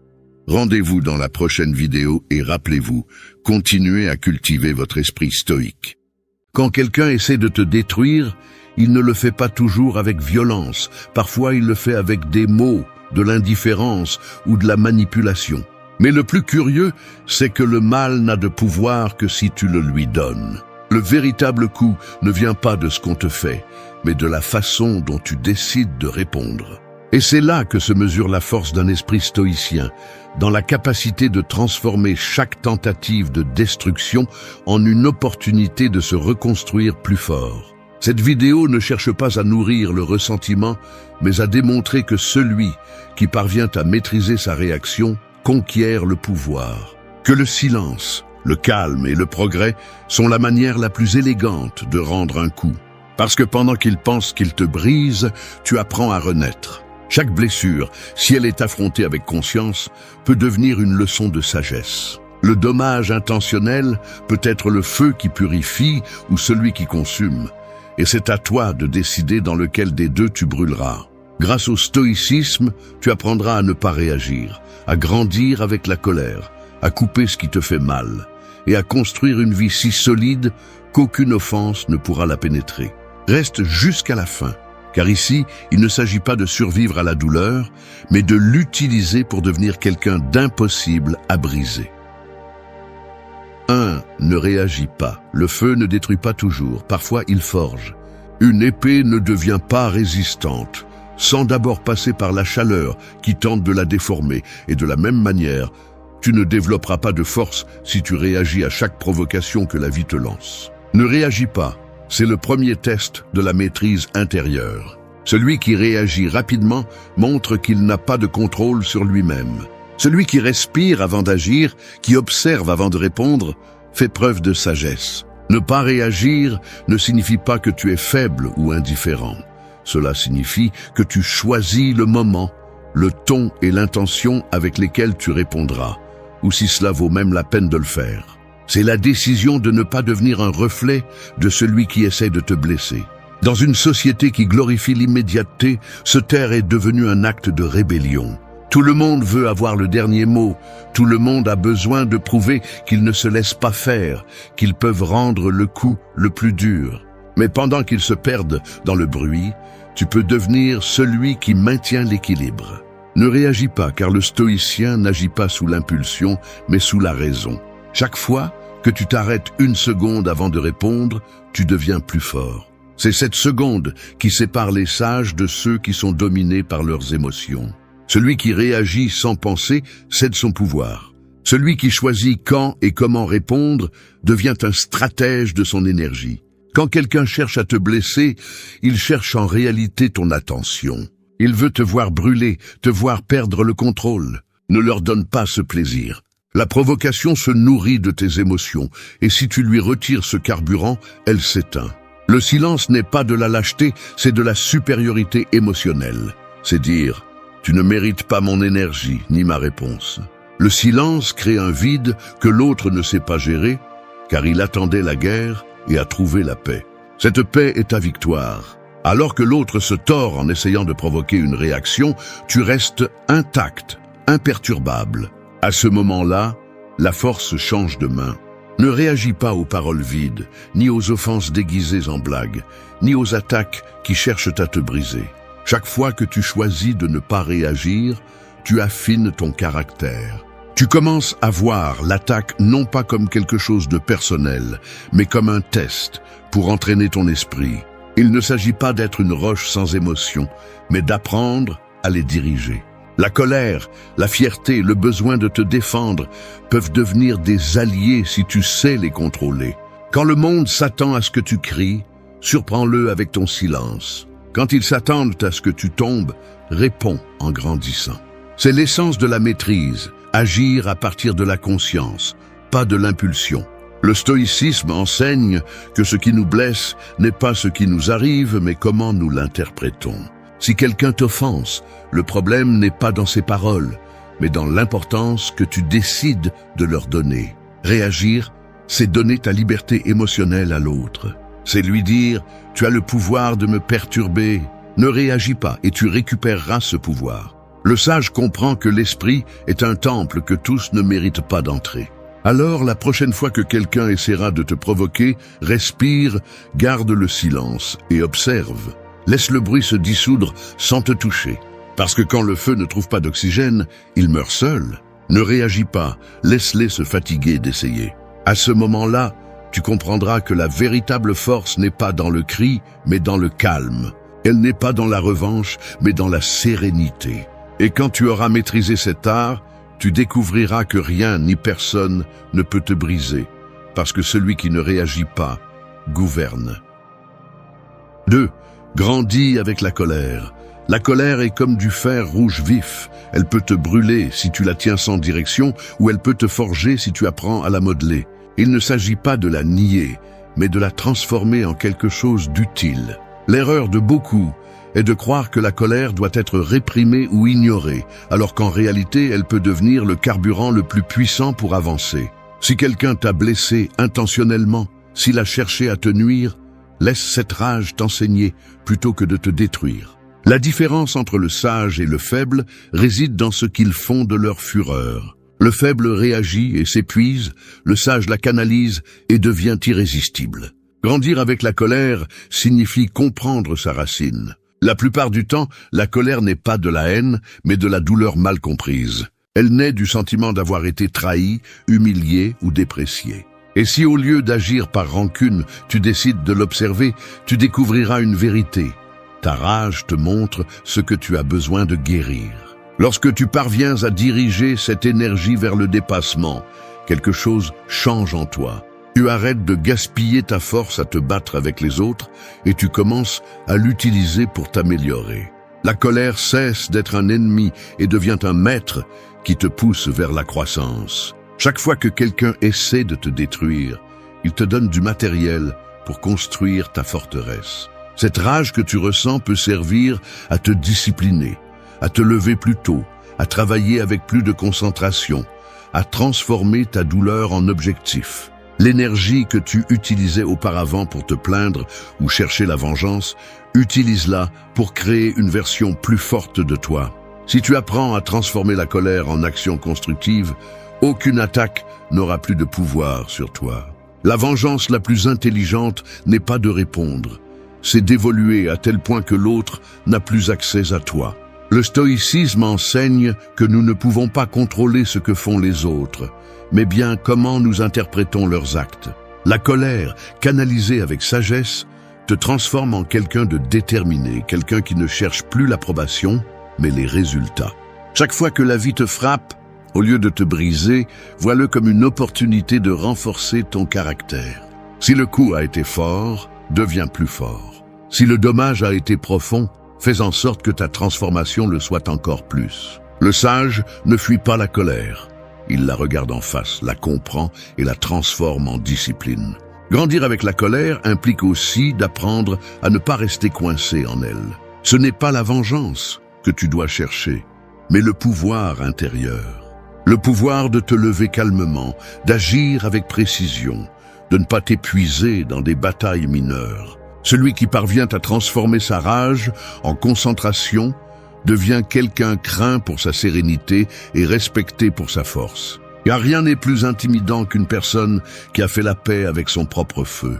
Cette personne ne crie pas, ne réagit pas, elle avance simplement, tandis que les autres se perdent en essayant de la provoquer. Chaque offense, chaque trahison et chaque mépris peuvent te servir si tu sais en profiter. La rage n'est pas le problème, c'est ta relation avec elle. Si tu la laisses te consumer, elle te transforme en esclave. Si tu la domptes, elle te transforme en créateur. Alors ne sois pas honteux de ta colère, étudie-la, transforme-la et fais-en partie de ta force. Souviens-toi que le feu ne détruit pas toujours, il purifie aussi. Laisse la colère nettoyer ce qui ne sert plus, mais ne lui permet pas de te brûler. Grandis avec elle, utilise-la pour construire la vie que tu t'es promise, celle que le mal a essayé d'empêcher. Et quand les gens verront ta croissance, ils comprendront que ce qu'ils pensaient te détruire a en réalité été ce qui t'a donné du pouvoir. 3. Coupe-les complètement. Il y a des blessures qui ne guérissent pas parce que tu continues à les toucher. Tu maintiens le contact, tu regardes à nouveau leur réseau, tu vérifies les anciennes conversations. Tu nourris la blessure en espérant que le temps la guérira, mais il n'y a pas de guérison quand tu continues à t'empoisonner. Coupe-les complètement, pas à moitié, pas avec des doutes. Celui qui t'a blessé intentionnellement t'a déjà montré qui il est, et chaque tentative de rapprochement est une opportunité de plus pour répéter l'histoire. Le stoïcisme enseigne que rien d'extérieur ne peut te contrôler, sauf ce à quoi tu choisis de donner du pouvoir. Si tu permets à quelqu'un qui t'a déjà blessé de rester présent, tu donnes ta paix à quelqu'un qui ne savait pas l'apprécier. Couper n'est pas de la haine, c'est de l'amour-propre. C'est avoir le courage de fermer une porte en sachant que derrière se trouve le chaos. Tu n'as pas besoin d'explications, ni d'adieu, ni de drame. Tu as besoin de décision. Quand tu coupes et à la racine, tu récupères de l'énergie. Ce qui avant se perdait en discussion se transforme maintenant en clarté. Ce qui occupait auparavant ton esprit se transforme maintenant en silence. La plupart des gens ont peur de couper parce qu'ils confondent distance et rancœur. Mais il ne s'agit pas de punir, il s'agit de protéger. Protéger ta tranquillité, ton focus, ton chemin. Tu ne peux pas avancer tant que tu continues à regarder en arrière. Couper complètement est une leçon de force intérieure. Cela signifie ne pas répondre aux appels, ne pas te justifier, ne pas tomber dans le jeu du « je veux juste parler ». Celui qui t'a fait du mal sait comment manipuler tes émotions. Il connaît tes points faibles. C'est pourquoi revenir est dangereux. Le stoïcien ne retourne pas au feu duquel il a réussi à s'échapper. Non par peur, mais par sagesse. Il comprend que la paix a un prix, et ce prix est le détachement. Pour vraiment guérir, tu dois être prêt à perdre tout ce qui te coûte la sérénité. Parfois, ton esprit te trompe. Te dit que tu pourrais arranger les choses, que les choses pourraient s'améliorer, mais ce n'est pas de l'espoir, c'est de l'attachement. L'espoir est de croire en l'avenir, l'attachement est de revivre le passé. Chaque fois que tu reviens à ce lien, tu t'éloignes de toi-même. Je ne peux pas construire une nouvelle version de ta vie si tu continues à habiter les décombres de l'ancienne. Coupe-les, même si ça fait mal. La douleur de lâcher prise dure moins longtemps que la torture de rester. Et quand tu te libères enfin, tu te rends compte que tu n'as perdu personne. Tu t'es simplement retrouvé. Le stoïcisme enseigne que la liberté commence quand tu décides de ce que tu n'acceptes pas. Couper quelqu'un ne signifie pas lui souhaiter du mal, mais comprendre que tout le monde ne mérite pas d'accéder à ton énergie. Ton temps, ton attention, ta paix sont des ressources précieuses. Protège-les avec la même discipline qu'un guerrier protège son épée. Si quelque chose ou quelqu'un interrompt ta croissance, élimine-le sans culpabilité. Il ne s'agit pas d'être cruel, il s'agit de te respecter. La discipline émotionnelle se mesure aussi dans ta capacité à fermer des cycles, s'entraîner ce qui ne te sert plus. Couper ne signifie pas toujours un adieu visible. Parfois, cela signifie simplement arrêter d'attendre quelque chose de quelqu'un. Quand tu n'attends plus, tu te libères. Quand tu ne cherches plus d'explications, tu trouves la tranquillité. Cette personne qui t'a trahi, qui t'a méprisé ou qui a joué avec ta confiance ne mérite pas une place dans ton esprit. Et quand tu réussis à te détacher complètement, quelque chose en toi renaît. Parce que le silence qui vient après la coupure n'est pas un vide, c'est la paix. Une paix si profonde qu'elle devient ta nouvelle forme de pouvoir. Alors coupe sans peur, non pas pour démontrer ta force, mais pour te rappeler que ta vie n'a pas besoin de permission pour continuer. 4. Construis ta meilleure vie. Lorsqu'un arbre perd une branche, il n'essaie pas de la recoller. Il pousse simplement dans une autre direction. C'est ce que tu dois faire après le dommage. Rediriger ton énergie vers ce qui compte vraiment, ton évolution. Construire ta meilleure vie n'est pas une phrase motivante, c'est un acte de défi. C'est regarder ce qu'ils ont essayé de briser en toi et décider que non seulement tu resteras debout, mais tu vas fleurir. Celui qui voulait te voir tomber se nourrit de ton immobilisme, mais quand tu avances, quand tu t'améliores, quand tu te concentres, sa tentative de destruction devient son propre échec. Le stoïcisme enseigne que le pouvoir réside dans ce qui dépend de toi, et ce qui dépend de toi, c'est ta construction. Tu ne peux pas contrôler le passé, mais tu peux concevoir le présent avec une telle discipline que la douleur se transforme en but. Construire ta meilleure vie ne signifie pas prétendre au succès, mais construire un ordre intérieur qui se reflète à l'extérieur. Il s'agit de cesser de tourner autour de celui qui t'a blessé et de commencer à tourner autour de tes objectifs. Chaque habitude, chaque jour d'effort, chaque décision consciente devient une brique dans la structure de ta forteresse personnelle.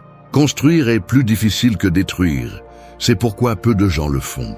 La plupart préfèrent rester à se lamenter sur ce qu'ils ont perdu, mais celui qui décide de construire devient une menace pour tout ce qui le dominait auparavant. Ta nouvelle vie doit naître du but, pas du ressentiment. Si tu travailles pour prouver quelque chose à quelqu'un, tu restes lié à eux. Mais si tu travailles pour te surpasser, tu atteins la véritable liberté. Fais-le pour toi, pas pour prouver quoi que ce soit.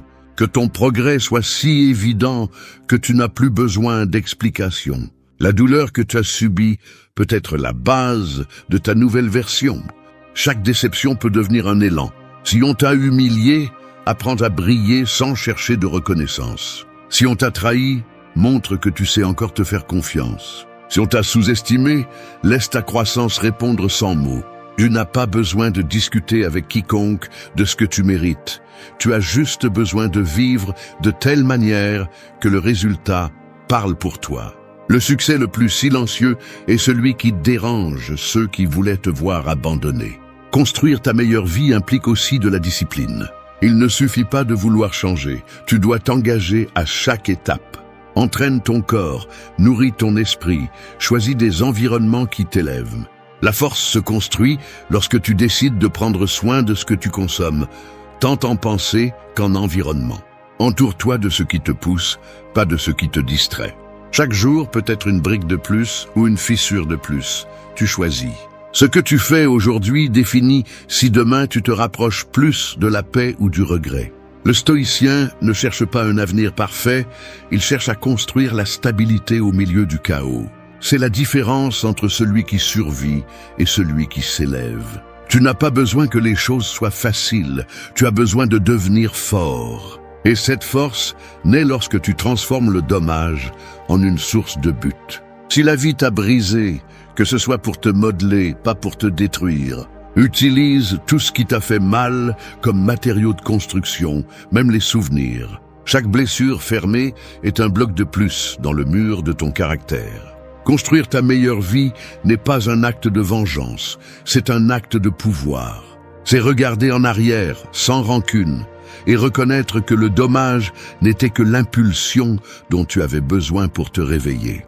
Ne vis pas en essayant de faire regretter les autres, vis de telle manière que leur regret soit inévitable. Le véritable triomphe n'est pas qu'on te demande pardon, mais qu'on comprenne qu'on n'a pas pu te détruire. Quand tu arriveras à ce point, tu seras devenu la preuve que rien d'extérieur ne peut arrêter celui qui choisit de grandir. 5.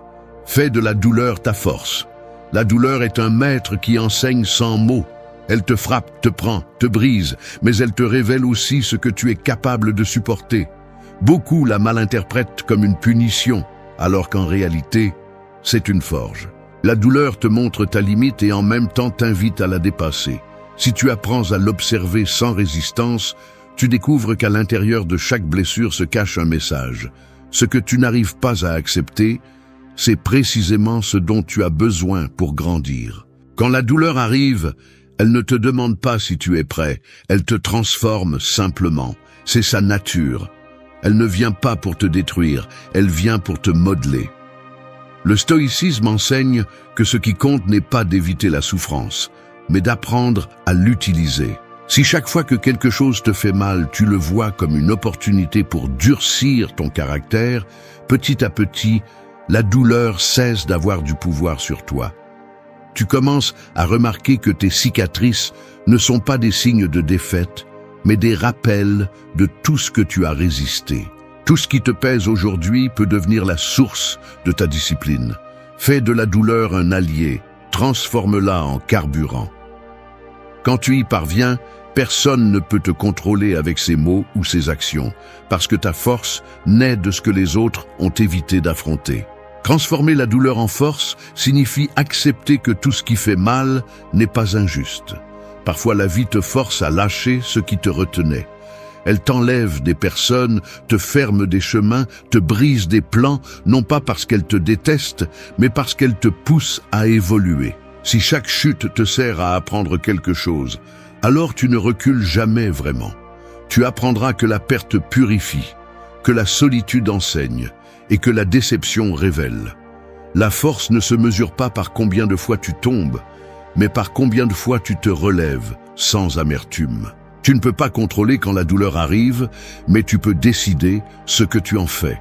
Si tu la réprimes, elle devient du ressentiment. Si tu l'analyses, elle devient de la sagesse. Si tu l'affrontes, elle devient du pouvoir.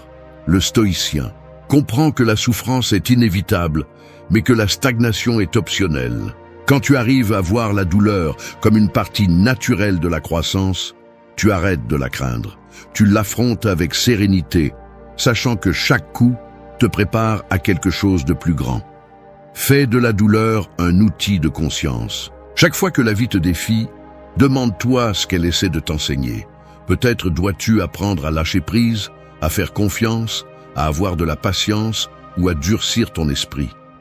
Chaque émotion intense que tu traverses te révèle un aspect de toi-même que tu ne maîtrises pas encore. Et quand tu parviens à le maîtriser, rien ne te touchera de la même manière. Le monde est plein de personnes qui fuient la douleur et c'est pourquoi elles continuent à répéter les mêmes erreurs. Tu n'es pas ici pour fuir, tu es ici pour transcender. Si ça t'a fait mal, utilise-le. Si on t'a trahi, utilise cette déception pour renforcer tes limites. Si on t'a laissé tomber, utilise cette blessure pour apprendre à dépendre de toi. Si tu as perdu quelque chose d'important, transforme cette absence en motivation pour créer quelque chose de mieux. Chaque émotion sombre peut être transformée si tu as la discipline mentale de ne pas te rendre à elle. Fais de la douleur ta force, pas ton identité. Ne te définis pas parce que tu as souffert, mais parce que tu en as fait. Que chaque larme devienne de la concentration, que chaque chute devienne de l'élan, que chaque blessure se transforme en leçon. Quand tu atteins ce point, personne ne peut te briser parce que tu auras déjà appris que la douleur n'est pas ton ennemi, c'est ton entraînement. Et quand le monde te verra avancer sans ressentiment, ils comprendront que ce qui cherchait à te détruire était en réalité ce qui t'a rendu invincible. 6. Sois inébranlable. Le verre peut briller, mais il se brise facilement. La roche, en revanche, ne brille pas autant, mais résiste à tout. C'est la différence entre paraître fort et l'être. Être inébranlable ne signifie pas ne pas ressentir de douleur. Cela signifie ne pas permettre à la douleur de te détruire. Tout le monde fait face à des pertes, des trahisons, des déceptions, mais peu savent rester fermes sans perdre leur essence. Le stoïcien ne cherche pas à éliminer les émotions, il cherche à les maîtriser. Être inébranlable, c'est apprendre à garder son calme lorsque le monde s'effondre, à continuer à marcher lorsque rien ne semble avoir de sens. La vie mettra à l'épreuve ton tempérament encore et encore. Parfois, ce ne sont pas de grandes tragédies, mais de petits tests quotidiens qui érodent l'esprit. Les personnes qui promettent et ne tiennent pas, ceux qui te jugent sans te connaître, les opportunités qui s'échappent. Si tu te laisses frapper par chacun d'eux, tu finiras brisé. Mais si tu apprends à les voir comme des entraînements, tu deviendras plus fort. L'esprit inébranlable ne naît pas du confort, il naît de la résistance. Chaque coup que tu surmontes te façonne en silence, te prépare pour les défis que d'autres ne supporteraient pas. Être inébranlable, c'est aussi apprendre à ne pas dépendre de la reconnaissance. Beaucoup se brisent parce qu'ils cherchent une validation constante, parce qu'ils espèrent que les autres voient leur effort ou comprennent leur douleur. Mais le véritable pouvoir est d'avancer même si personne ne t'applaudit. La roche n'a pas besoin d'approbation pour être solide. Fais ce que tu sais que tu dois faire et laisse le résultat parler pour toi. C'est l'attitude de celui qui a appris à faire confiance à son propre jugement. La force ne se démontre pas par ce que tu dis, mais par la sérénité avec laquelle tu affrontes l'inévitable. Le stoïcisme enseigne que rien ne peut nuire à ton esprit si tu ne le permets pas. Tu peux tout perdre et rester en paix si tu comprends que l'essentiel ne peut pas être arraché. Cette compréhension te rend impossible à briser. Le monde peut changer, les gens peuvent partir, les circonstances peuvent se retourner contre toi, mais ta force intérieure sera toujours ton ancre. Lorsque tu apprends à te soutenir de l'intérieur, la vie cesse de t'intimider. Tu ne crains plus le changement parce que tu sais que tu peux résister à tout. Être inébranlable ne signifie pas ne pas ressentir, cela signifie ne pas abandonner. C'est pleurer mais continuer, tomber mais se relever avec plus de clarté. C'est décider que rien d'extérieur n'aura le pouvoir de te briser à nouveau.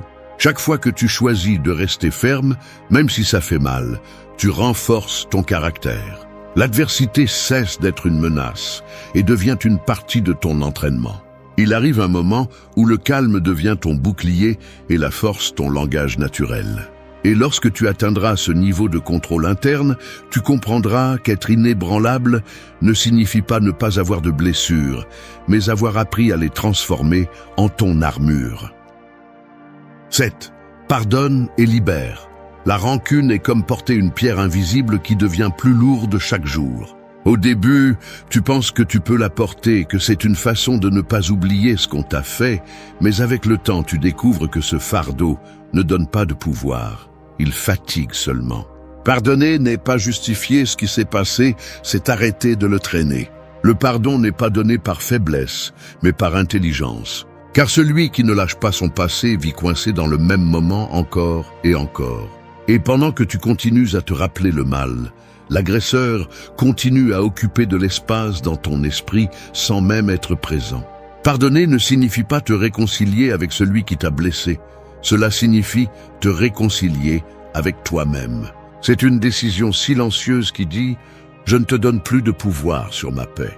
Quand tu pardonnes, tu ne dis pas que ce qui s'est passé était bien, tu dis que tu mérites d'avancer. Le stoïcisme enseigne que tu ne peux pas contrôler les actes des autres, mais tu peux décider comment y répondre. Et le pardon est la réponse la plus puissante, car il brise le cycle. Là où il y avait du ressentiment, il y a maintenant de la compréhension. Là où il y avait du poids, il y a maintenant de la liberté. Beaucoup confondent le pardon avec l'oubli, mais pardonner ne supprime pas la mémoire, il la transforme. Tu arrêtes de te souvenir avec douleur et tu commences à te souvenir avec apprentissage. Chaque trahison, chaque offense et chaque blessure t'ont appris quelque chose. Et si tu arrives à voir la leçon derrière le coup, le ressentiment perd son sens. Quand tu comprends que le mal que d'autres ont causé reflète plus leur désordre interne que ta valeur, le pardon devient naturel. Non pas parce que l'autre le mérite, mais parce que tu mérites de te reposer. Pardonner demande aussi du courage. Il est plus facile de s'accrocher à la douleur que de l'affronter. La rancune te donne une fausse sensation de pouvoir, comme si garder la colère était une forme de justice, mais en réalité, c'est une prison émotionnelle. Il n'y a pas de paix là où il y a de la colère contenue. L'esprit qui vit en planifiant des vengeances s'épuise, s'use et s'éteint. Au contraire, quand tu pardonnes, tu retrouves la clarté. Tu commences à voir la vie sans filtre, sans le poids de l'amertume. La colère cesse de contrôler tes décisions et le passé cesse d'avoir de l'emprise sur ton présent. Le stoïcien sait que la paix ne se négocie pas, elle se défend. Et l'une des façons les plus sages de la défendre est de lâcher ce qui ne peut plus être changé. Tu ne peux pas avancer avec des chaînes dans l'âme. Chaque jour que tu passes à te rappeler ce qu'on t'a fait, tu redeviens victime. Chaque jour que tu choisis de le lâcher, tu deviens libre.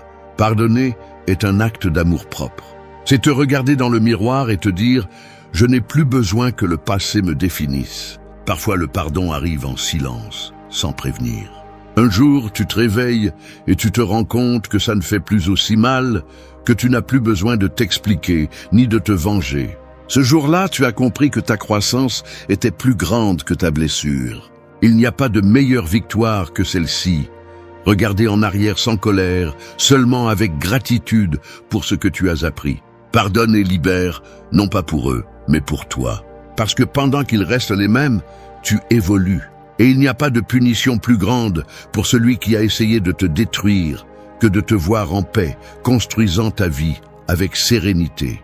Pardonner n'efface pas le passé, mais il réécrit ton histoire. Et quand l'âme lâche, l'esprit s'allège, le corps se repose et la vie recommence à couler. C'est là le véritable pouvoir du pardon. Libérer pour pouvoir continuer à grandir. 8. Comprends que le mal est le leur. Quand quelqu'un lance du venin, il ne le fait pas parce que tu le mérites, mais parce qu'il l'a déjà en lui. Ce qu'une personne projette sur les autres est un reflet direct de son propre chaos. Comprendre cela, c'est te libérer du piège émotionnel du ressentiment. Tout ce qu'on t'a fait n'était pas à cause de toi, souvent c'était contre eux-mêmes, mais tu étais à proximité. Le mal qu'ils ont tenté de causer ne parle pas de ta valeur. Ils parlent de leurs blessures, de leur frustration, de leur incapacité à gérer leur propre douleur. Comprendre cela non seulement guérit, mais te donne du pouvoir. Parce que pendant que les autres agissent inconsciemment, tu choisis d'agir avec clarté. Le stoïcisme enseigne que personne ne peut vraiment te blesser si tu ne lui donnes pas accès à ton esprit. L'externe n'affecte que lorsque l'interne n'est pas solide. C'est pourquoi il est si important de comprendre que le mal ne t'appartient pas. Si quelqu'un t'a trompé, manipulé ou déprécié, il montre la relation qu'il a avec sa propre ombre, pas avec toi. Quand tu assumes cela, tu arrêtes de prendre les offenses comme personnelles et tu commences à les voir comme des symptômes de la souffrance des autres. Ce n'est pas qu'elles ne font pas mal, c'est qu'elles ne te définissent plus. Tu n'as plus besoin de rester coincé dans la narration du « pourquoi moi ?» En réalité, ce n'était jamais à propos de toi. Chaque fois que quelqu'un essaie de te blesser, il le fait à partir de sa propre faiblesse. La personne qui fait mal demande inconsciemment de l'attention, de la validation ou du contrôle. Mais le sage ne s'implique pas dans cette dynamique. Il sait que réagir ne fait que prolonger le cycle. Quand tu arrives à regarder l'attaque avec compassion plutôt qu'avec colère, tu prends le contrôle du jeu. Tu ne tombes pas dans la provocation, tu ne perds pas d'énergie à essayer de comprendre ce qui n'a pas de sens. Tu observes simplement, tu apprends et tu avances. C'est cela la véritable maturité émotionnelle. Comprendre que le mal est le leur ne signifie pas le justifier, cela signifie te libérer de le porter. Chaque fois que tu revivifies ce que quelqu'un t'a fait, tu transportes son venin en toi. Et plus tu le retiens longtemps, plus il te contamine. Lâcher prise, ce n'est pas oublier, c'est refuser de continuer à être le réceptacle de la douleur des autres. Laisse ce qui ne te concerne pas retourner à son origine. Si quelqu'un choisit la haine, la manipulation ou l'envie, laisse-le avec son choix. Toi, choisis le calme, le silence, la distance. Tu ne peux pas guérir celui qui ne veut pas guérir, mais tu peux te protéger de son obscurité. Le mal reflète le niveau de conscience de l'autre. Celui qui agit par peur ne peut pas donner d'amour. Celui qui vit en conflit ne peut pas offrir de paix. Et tu n'es pas obligé d'absorber leur chaos. Si tu permets à leur énergie de t'affecter, tu cèdes ton pouvoir. En revanche, si tu l'observes sans t'impliquer, tu deviens un témoin plutôt qu'une victime. Apprendre à ne pas personnaliser les actions des autres est une forme de libération spirituelle. Cela te soulage d'un poids énorme et te laisse de l'espace pour te concentrer sur ce qui dépend vraiment de toi, ton esprit, ta croissance, ta direction. Comprends que le mal est le leur et laisse-le leur. Tu n'as pas besoin de vengeance ni de justice immédiate. La vie se charge de rendre à chacun ce qu'il aimait. Ta tâche n'est pas de régler des comptes, mais de t'élever au-dessus du conflit. Quand tu le fais, tu récupères ton énergie, ton focus et ta paix. Et cette paix n'a pas de prix. Parce que quand tu comprends enfin que la douleur des autres n'a jamais été ta responsabilité, tu arrêtes de vivre sur la défensive et tu commences à vivre en liberté. C'est le point culminant du pouvoir intérieur. Regarder la blessure et comprendre qu'elle n'était pas la tienne, elle était la leur. Et pourtant, tu as décidé de guérir. Merci d'être resté jusqu'à la fin de la vidéo. Si vous avez tout vu, commentez « Je suis stoïcien » comme notre signe secret, indiquant que vous êtes un véritable apprenant du stoïcisme. N'oubliez pas de vous abonner et de liker la vidéo si elle vous a plu. Rendez-vous dans la prochaine vidéo et rappelez-vous, continuez à cultiver votre esprit stoïque.